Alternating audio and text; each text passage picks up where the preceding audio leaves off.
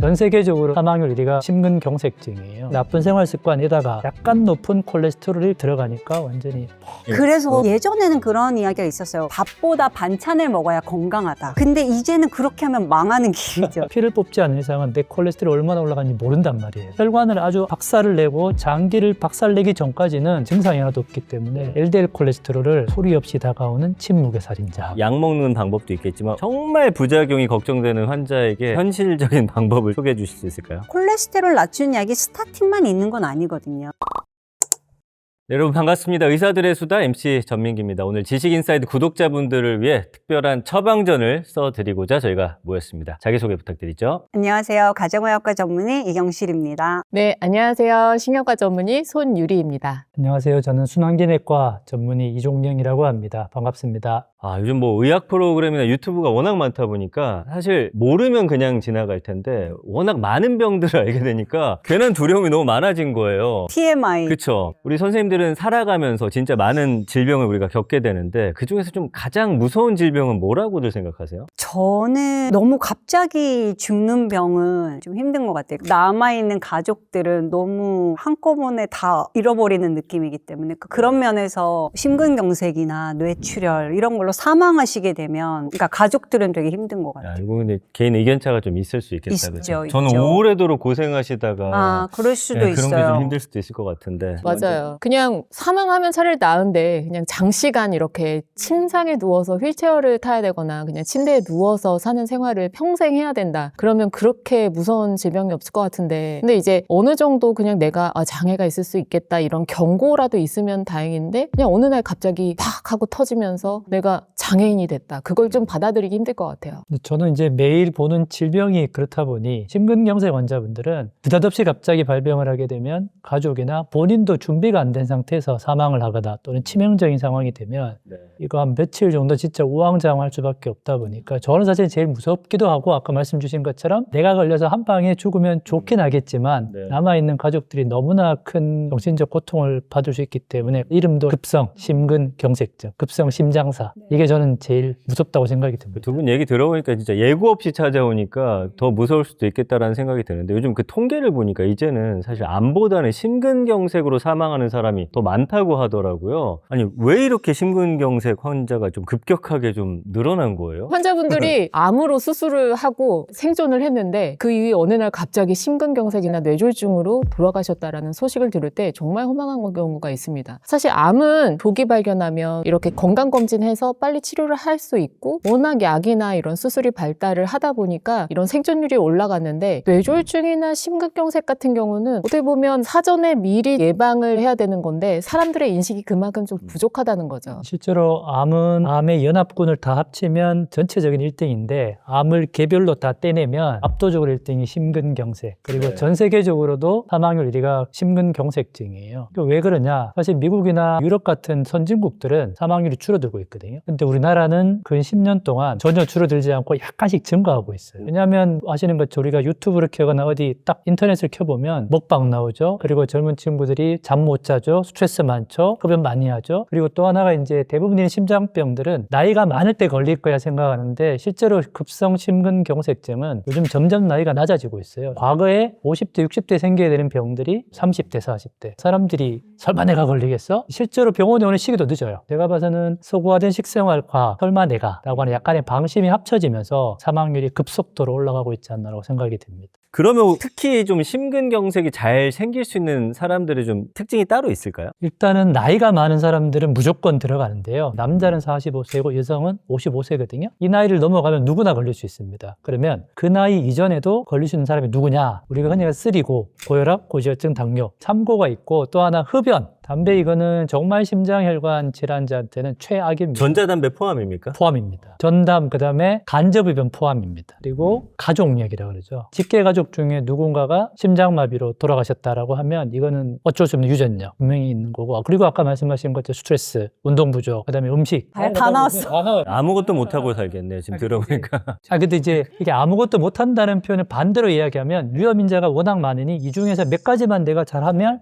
회피가 가능하다는 거죠. 그러면 뭘 잘할 수 있나를 보면 이제 보통 근래에 유튜버나 대표님인데 40대 갑자기 급사하시는 분들이 있어요. 그래서 보면 그런 분들을 뭐 개인적인 데이터베이스긴 하지만 일단은 술과 늦게 잠자는 게 겹쳐 있고요. 네. 거기에 엄청난 스트레스. 그러니까 이 세 개가 합쳐지면 정말 심장이 견디지 못하는 어떤 특정 상황으로 되는 것 같아요. 교수님 말씀하신 것처럼 이게 어느 하나만 잘 돼도 괜찮거든요. 그래서 젊은 남자분들은 술, 담배 내가 아직은 사회생활이 더 중요하니까 못 끊겠다 하면 잠이라도 한 3일에 한 번에는 조금 일찍 자는 거. 저는 토요일에 외래를 보면 직장인들이 굉장히 외래를 많이 보러 오시거든요. 근데 약간 등에 좀 저승사자를 좀 짊어지고 오시는 분들이 좀 계세요. 근데 전형적으로 보면은 일단 그 전날에 술 마셔서 술 냄새 엄청 나고요. 그리고 특징적으로 약은 한 달 들였는데 2달 후에 나타나. 그동안 약을 안 먹은 거야. 근데 막 앞에서 담배 피고 와가지고 막 진료실 들어오는데 담배 내서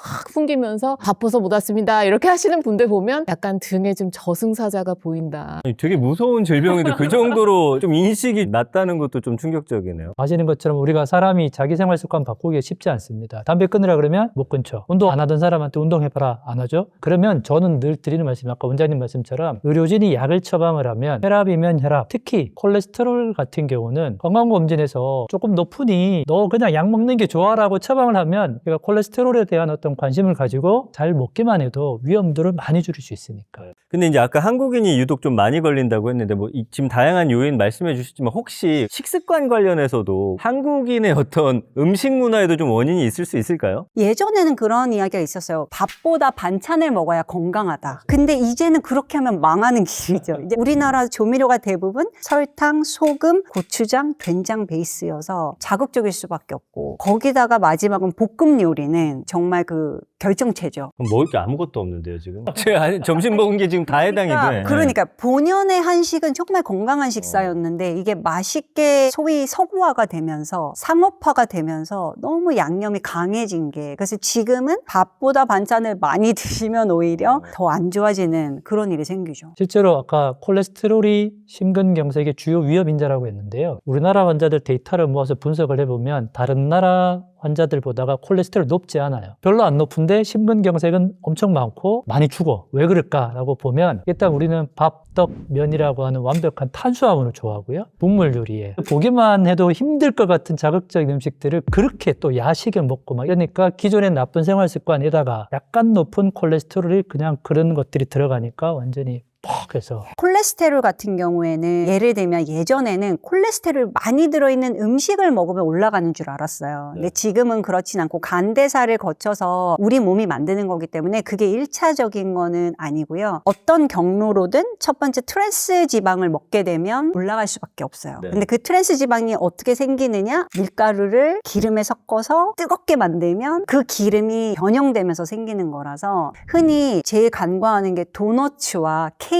이런 것들이 트랜스 지방이 상당히 많이 들어있어요. 그러니까 예전에는 계란, 새우 이런 게 올라가는 줄 알았는데 페스츄리나 도넛, 케이크 같은 게 의외로 주의하셔야 되는. 그런 거 좋아한다고 하셨잖아요 지난번에.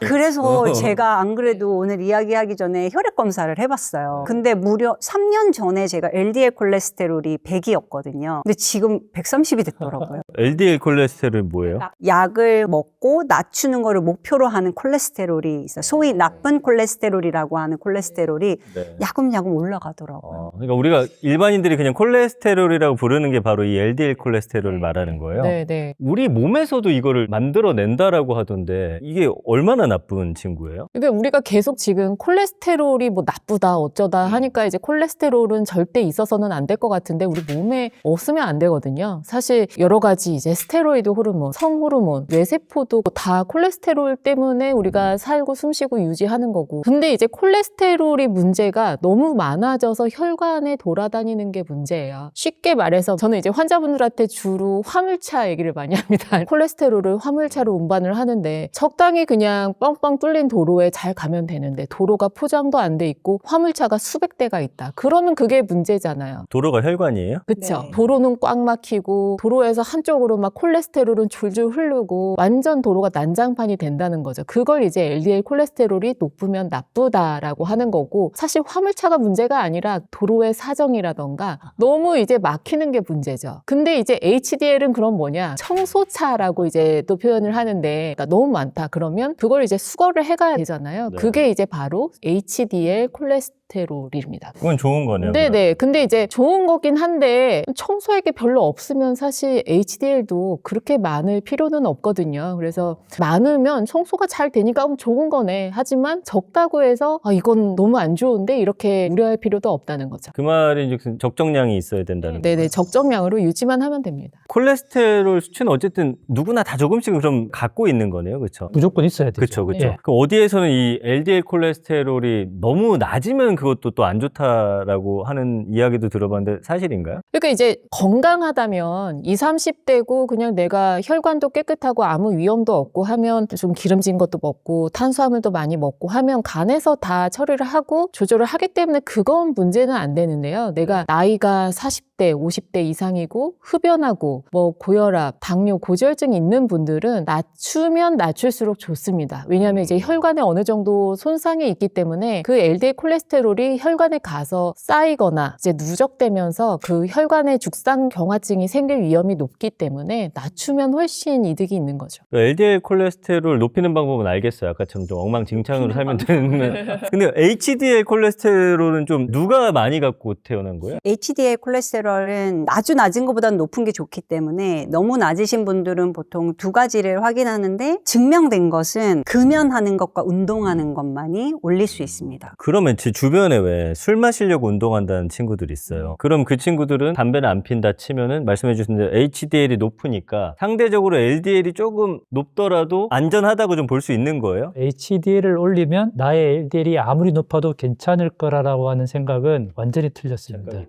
HDL을 올리는 약을 많이 개발을 해서 연구를 했더니만 네. HDL은 아무리 올려봐도 LDL이 높으면 얘는 아무리 청소부가 열심히 청소해도 집이 아주 더러우면 효과가 거의 없는 거고, 실제로 HDL이 100이 넘는 사람들이 있어요. 얘네들이 HDL, LDL이긴 하지만 같은 콜레스테롤 집안에 있는 아이잖아요. 이러다 보니까 오히려 HDL이 너무 높은 경우도 심혈관 질환이 많이 걸리기 때문에 일단 지금은 목표가 무조건 LDL 콜레스테롤을 낮추는 거예요. 그게 첫 번째죠. 그러면 이제 내가 콜레스테롤이 좀 높다 하면은 약 먹는 방법도 있겠지만 약을 안 먹어도 되는 위험 그 군에 있어서는 좀 식습관으로 이거 잡을 수 있습니까? 뭐 요새 유행하는 뭐 저탄고지라든지 뭐 어떤 특정 다이어트도 콜레스테롤을 낮출 수 있다라고 과학적으로 입증된 게 없습니다. 사실 음식으로 이게 조절하는 게 한계가 있어요. 식이요법으로 우리가 할 수 있는 게 기껏해야 5에서 10% 정도고요. 환자들 보면은 뭐 LDL 160이었어. 그래서 약을 드리려고 했을 때 선생님 저 식이요법 하고 오겠습니다 해서 뭐 다음 달에 꼭 할게요. 그럼 혈액 검사 해보면 150이야. 뭐 한 거예요? 이렇게 된다니까요. 그러니까 네. 사실 치료를 받는 게 맞습니다. LDL은 어쨌든 높으면 안 좋은 건데 그럼 높아졌을 때 이게 좀 알 수 있는 어떤 몸의 신호 같은 것들이 있습니까? 자, 혈압이 높아지면 대부분 사람들이 뒷목을 잡는다거나 눈이 빨개진다거나 머리가 띵해지니까 혈압을 재면 혈압이 높아져 있죠. 그리고 당뇨병 환자들도 뭐 예를 들면 맛있는 음식을 먹고 탁 체크하면 혈당이 올라가 있는 게 확인되잖아요. 근데 콜레스테롤은 피를 뽑지 않는 이상은 내 콜레스테롤이 얼마나 올라가는지 모른단 말이에요. 그러니까 사람들이 얼마나 오른지 모르고, 두 번째는 얘네들이 올라가서 혈관을 아주 박살을 내고 장기를 박살내기 전까지는 직전까지 가도 증상이 하나도 없기 때문에, 그래서 저희가 LDL 콜레스테롤을 소리 없이 다가오는 침묵의 살인자. 무서워. 진짜 정말. 그러면 이제 이걸 알 수 있는 건 병원 가는 방법밖에 없는 거네요. 그쵸. 이제 저 같은 경우는 이제 뇌 혈관을 주로 보니까 경동맥 초음파를 한다던가 아니면 좀 뇌경색이 한 번 있어서 그 사람들을 이제 추적 검사를 하기 위해 해보면 없던 혈관 두께가 너무 두꺼워졌거나 동맥경화증이 생겼으면 그게 원인이 뭘까 보면 이미 LDL 콜레스테롤 수치가 좀 많이 올라갔거나 정말 심하신 분들은 뭐 300까지 올라가기도 하고요. 이거를 이제 피 검사를 하기 전까지는 전혀 몰랐던 거죠. 그럼 이 LDL 콜레스테롤 수치 정상 범위는 어느 정도인 거예요? 우리나라 전체 인구를 대상으로 하면 LDL이 대략 120 정도가 120. 평균이에요. 근데 이게 나이가 들수록 조금 올라가거든요. 남자분들은 50대가 피크고 여성분들은 60대가 피크인데요. 꼭 아셔야 되는 게, 보통 이제 우리가 LDL 콜레스테롤 본인 수치 기억하세요? 전혀 모르죠. 그냥 약 먹으라고만 안 좋아졌나 그렇죠. 보다. 이거는 의사도 잘못되고 환자도 잘못된 게 뭐냐면, 정상이에요. 그리고 약 먹으세요 한단 말이에요. 그럼 뭐냐면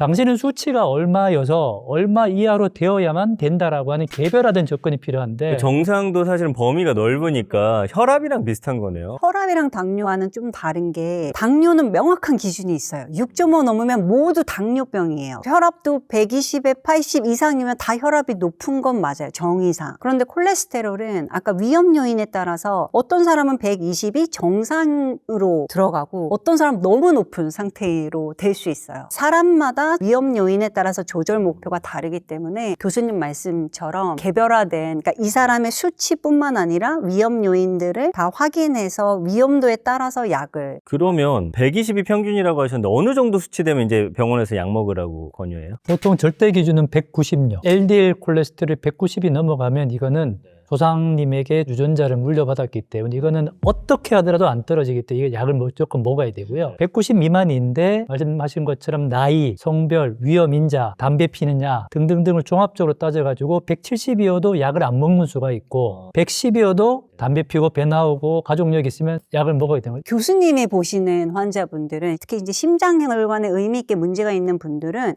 어떻게 해도 아무리 그게 좋은 형태의 LDL이라 하더라도 55보다 낮아야 돼요.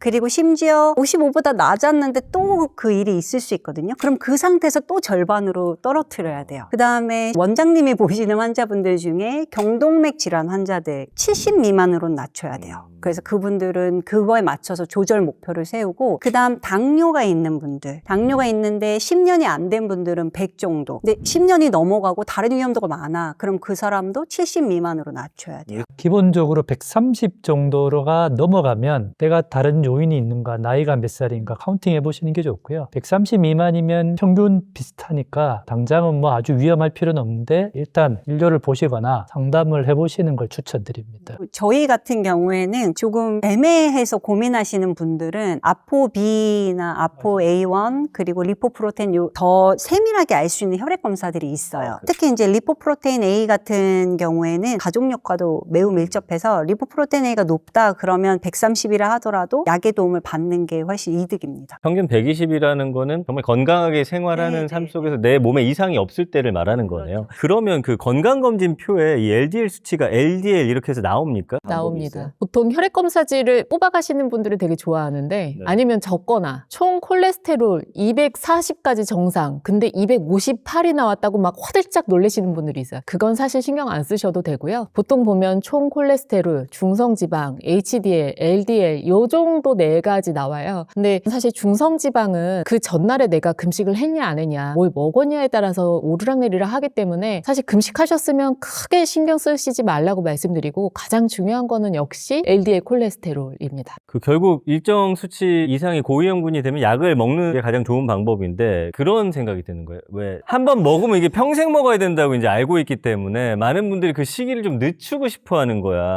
이게 그냥 내가 한 번 약 먹으면 계속 약 먹어야 되니까 저 사람 피 뽑고 약만 주는 사람이니까 아예 저기 안 가버릴 거야. 뭐 이렇게 생각하시는 분들도 되게 많거든요. 근데 혈관에 계속 LDL 콜레스테롤이 쌓이니까 계속 혈관은 나는 늙게 되고 LDL 콜레스테롤은 올라가고 근데 뭐 약을 안 먹고 계속 버틸 이유가 사실은 없는 것 같아요. 여자분들, 남자분들 보면 가만 보면 사실 요즘 애들 뭐 보톡스 20대부터 하거든요. 그리고 남자애들 탈모약 다 20대부터 먹어요. 근데 20대부터 콜레스테롤은 전혀 신경을 안 써서 그거를 좀 신경을 쓰시는 게 더 현명하지 않을까. 그러면 이게 약 먹으면 혹시 부작용 같은 건 없어요? 콜레스테롤 약을 먹기 싫어하거나 과소평가하는 사람들이 내세우는 주요 그거 중에 하나가 콜레스테롤 낮추는 약을 먹으면 뇌가 녹는다, 근육이 녹는다는 표현이 어디서 나오는지 모르겠는데 근데 이게 먹기 싫어하는 사람들이 약간 이슈를 만들기 위해서 내는 건데요. 스타틴이라고 하는 약이 LDL 낮추는 가장 확실하고 강력한 약이고 제일 많이 처방이 되고 있고 전 세계 1등이거든요. 근데 먹으면 이제 뇌출혈이 조금 생길 수 있다. 그 다음에 치매가 좀 생길 수 있다는 작은 연구 결과들이 있는데 최근에 나온 65세 이상의 18,000명 데이터와 함께 다한 연구 결과를 보면 전혀 문제가 없다. 근육이 녹는다. 그것도 스타틴이라는 약을 강하게 먹거나 좀 세게 먹으면 5에서 10%가 근육이 조금 아플 수 있다. 생길 수 있다 정도 이제 녹는 게 아니거든요. 아니 안 먹으면 녹는다로 바꿔야겠다. 아니 왜냐면 이 녹는다는 그 말 자체가 너무 무서우니까 먹기 싫잖아요. 절대로 녹지 않습니다. 오히려 말씀 주신 것처럼 탈모나 피부도 혈관이 좋아 좋아지면 좋아지기 때문에 LDL 콜레스테롤 관리 잘하면 더 젊고 더 오래 살 수 있습니다. 저희도 이거 많은 분들이 봐야 되니까 썸네일에는 좀 녹는다 넣어도 될까요? 네,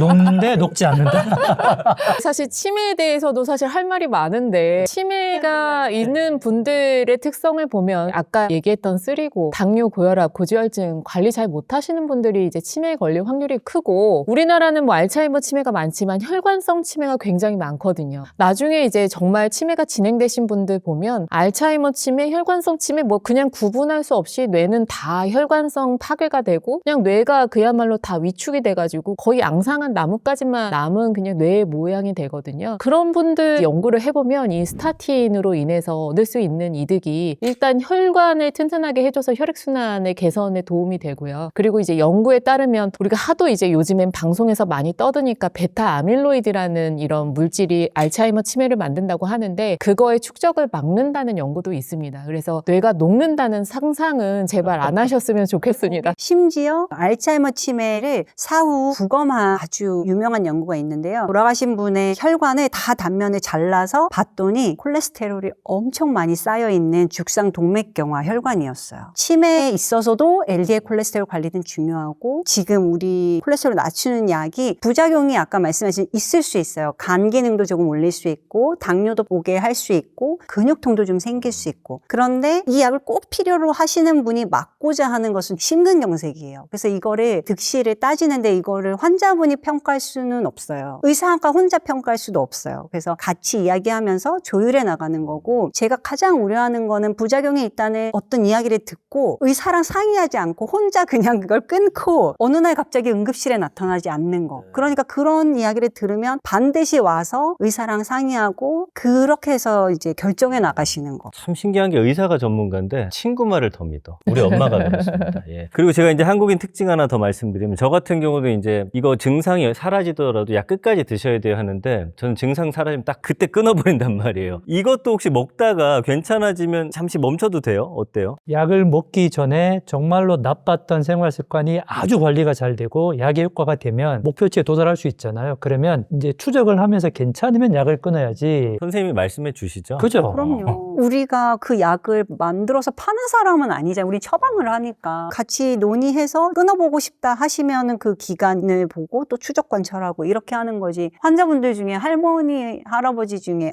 나 오늘 혈압이 괜찮으니까 고혈압약 빼고 오늘 안 두근거리니까 요 약도 빼고 내 몸은 내가 한다. 그러는 분들이 있어요. 네. 그러다 응급실에 가셨다고 이제 들으니까 꼭 빼고 싶으실 때는 상의를 하시면 좋겠어요. 어쨌든 이렇게 이런저런 이야기 주워 듣고 내가 판단하기 괜찮다고 느껴서 이렇게 치료를 좀 미루게 되는 경우가 많은 것 같은데 정말 부작용이 걱정되는 환자에게 정말 현실적인 방법을 좀 소개해 주실 수 있을까요? 콜레스테롤 낮추는 약이 스타틴만 있는 건 아니거든요. 그래서 스타틴 말고 에제티밉이나 아니면 주사로 맞는 것도 요즘 나와 있어서 선생님이랑 상의해서 정하시는 게 중요할 것 같습니다. 근데 실제로 근데 주사제를 많이 요즘엔 또 관심 있어 하고 좀 여쭤보기도 하더라고요. 나 운동해야 되는데 축구해야 되는데 이거 근육통 때문에 절대 먹기 싫다 이런 분들이 계속 운동은 하지만 이제 LDL 수치가 높을 때 그 대안으로 이제 주사제에 대해서 문의를 또 해주시기도 하세요. 그래서 1, 2주에 한 번 맞는 것도 있고 뭐 한 달에 한 번 맞는 것도 있고 요즘에 나온 약 중에 6개월에 한 번 맞는 것도 있고 여러 가지 이제 제형이 있기 때문에 선생님하고 상의하셔서 주사제로 처방받는 건 어떤지 한번 상의를 해볼 수 있습니다. 그런 건 부작용 없어요? 아픈 거. 아픈 거. 근데 거의 안 아파요. 바늘이 눈에 보이는 바늘이 아니고 보이지 않는 바늘이라서. 그럼 좀 견뎌 보겠습니다. 네. 제가. 근데 저는 사실은 환자분들이 저렇게 저한테 이야기하면 보시기에 제가 뚱뚱해 보이나요? 아니죠. 그리고 나이는 이제 50대가 들어갔고 혈압이 약간 높은 가족력이 있는데 콜레스테롤도 조금 높아요. 고민을 하지 않고 저는 약을 먹고 있습니다. 제가 제 몸을 위해서 할 수 있는 가장 확실한 방법은 LDL 콜레스테롤을 한 살이라도 어릴 때부터 낮게 유지하는 것이 제가 50, 60, 70, 80이 됐을 때 혈관병 때문에 치매도 오고 심근경색 와서 괜시리 제 배우자나 제 아이들한테 괜히 내 짐이 되지 않게 하려면 오늘 저희가 운동하고 맛있는 음식 먹는 것처럼 콜레스테롤 관리도 혈압이나 혈당만큼이나 관심을 기울이고 수치를 기억을 하고 의료진에게 상의를 한 다음에 제발 혼자서 결정하지 마시라는 거. 아니 아까 원장님 말씀해 주셨지만 머리 빠지는 건 두려워가지고 먹지 말래도 잘 챙겨 먹고 얼굴 처지는 건 또 무서워서 매주 가서 주사 맞으면서 이거는 목숨을 앗아갈 수도 있는 이 상황에서 그래서 약을 안 먹는다. 이게 말이 안 되는 거잖아요. 예. 자, 오늘 이렇게 현대인 만성 질환의 근본적인 원인 LDL 콜레스테롤의 오해를 좀 바로 잡아봤고요. 관리법에 대해서도 좀 이야기를 나눠봤습니다. 이게 평소에 사실은 관심을 기울이지 않으면 순식간에 뭐 병으로 올 수 있고, 심근경색 같은 경우는 진짜 목숨도 하루아침에 잃을 수가 있기 때문에 더더욱 정확한 의학 정보로 올바르게 관리하는 습관이 중요하다는 걸 오늘 세 분 말씀을 통해서 잘 알게 되었습니다. 자, 그럼 저희는 다음에도 더 재밌고 유익한 주제로 돌아올 테니까요. 많은 관심 부탁드리고, 함께해 주신 여러분 감사드리고요. 네, 시청해 주신 여러분 고맙습니다.